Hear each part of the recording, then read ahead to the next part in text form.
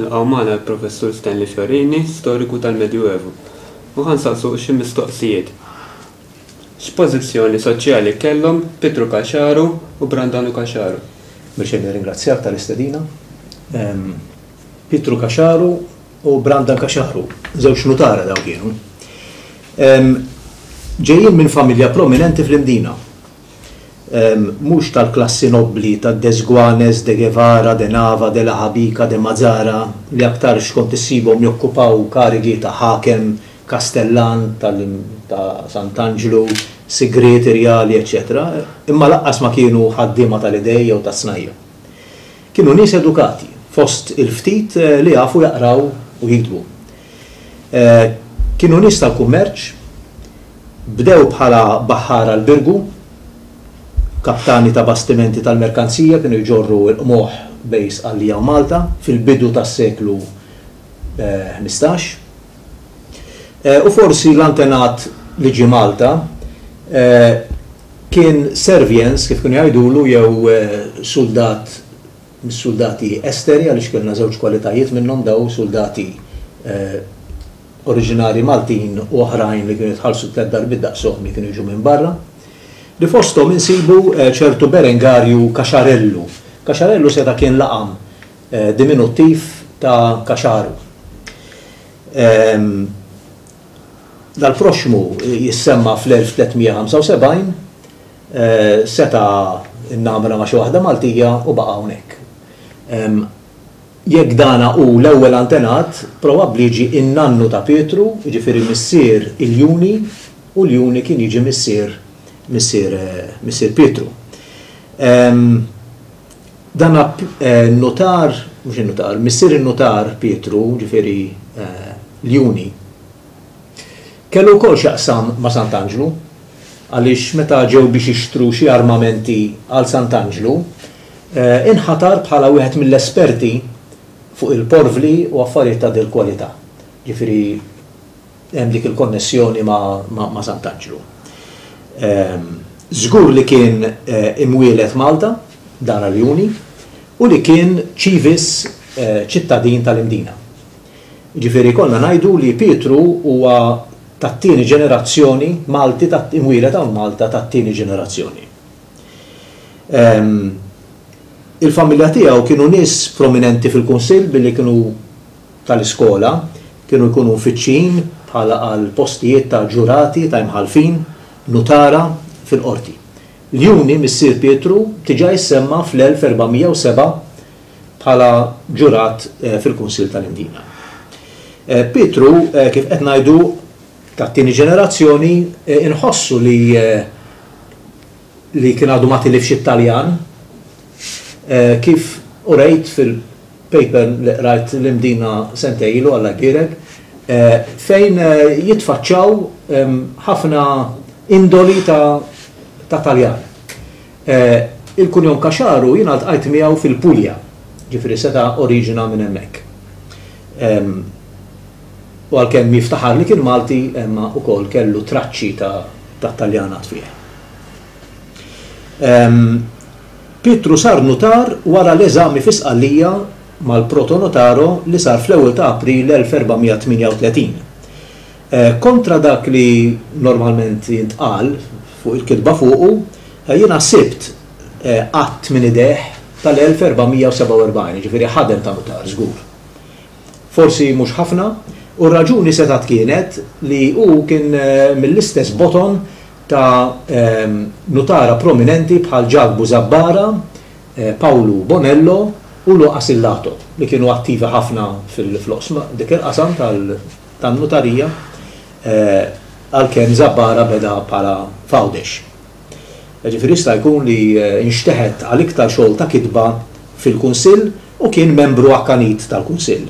U fil-fatt bħal missieru serva bosta drabi ta' ġurat u mħallef. Kif jixet għalih Brandan, u Brandan kien jiġi in-nannu ta' Brandan kien jiġi kuġin ta' Pietru, dan għajt li kien filosofu, poeta, oratur ta' fama. Kien komuni l-notar jikteb bil-Malti dak iż-żmien? Nagħmlu hekk, kien ikun obbligat li jkun jaf jikteb u jifhem l-ilsien ta' fejn kien jaħdem.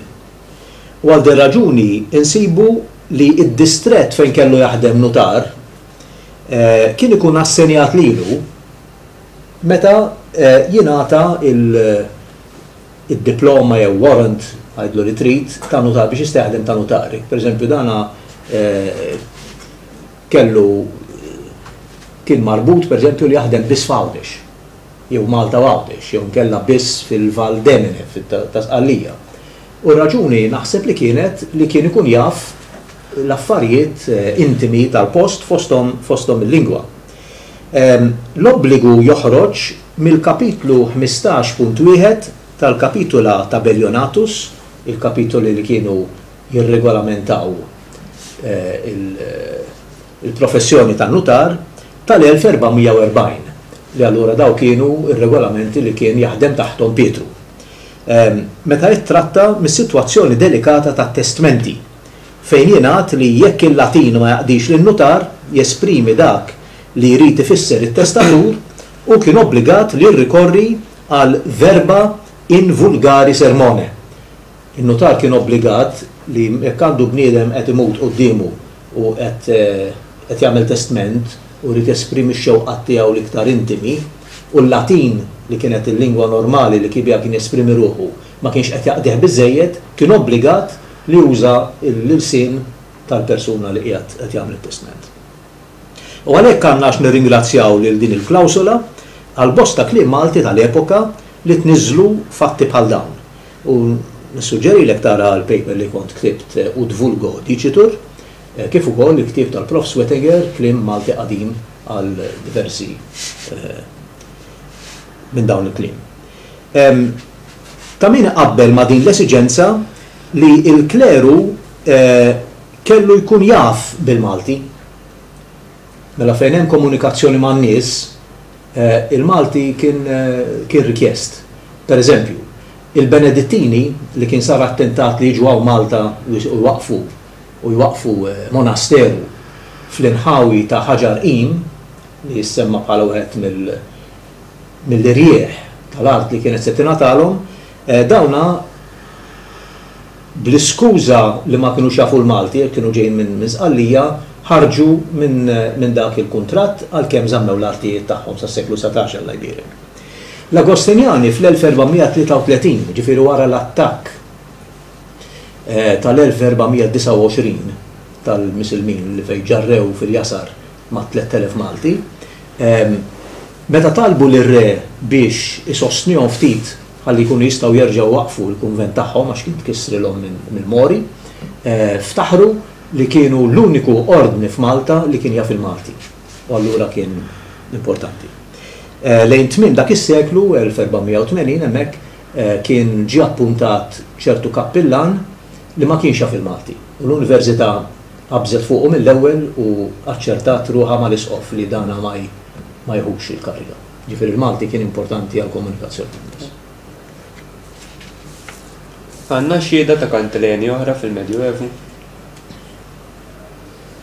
Wettinger of Sadni isemmu il-każ ta' Andriotta de Bisconis f'Għawdex li kien idur mat-toroq f'għaxija sajfija Janni Kantileni. U hemmhekk issemma ċarament bid-der li qed nitkellmu fuq Kantileni. B'xorti ħażina l-għandna it-testi tagħhom dawn il-Kantileni u lanqas m'għandna l-mużika miktuba għalihom. Imma għandna qatt mhux ħażin ta' referenzi għal mużika u daqq ta' strumenti li m'hemmx dubju biex jakkumpanjaw għana bħal Kantileni bħal dawn li semmejna. Hekk pereżempju fl-1467 għandna żewġ daqqaqa, Muscat u Galdes, qed jagħmlu sħab bejniethom biex ikantaw jdoqqu aktar xiljut ftiġijiet. Naturalment ma kinux se jdoqqu biss imma kienu wkoll jakkumpanjaw l-għana. Wara l-1530 għal Rodjoti fil-Birgu għandna lil Toni Marmara, Rodjota, wieħed mill-kunjomijiet li baqa' minn dak iż-żmien. Jieħu l-privat darbtejn kuljum għand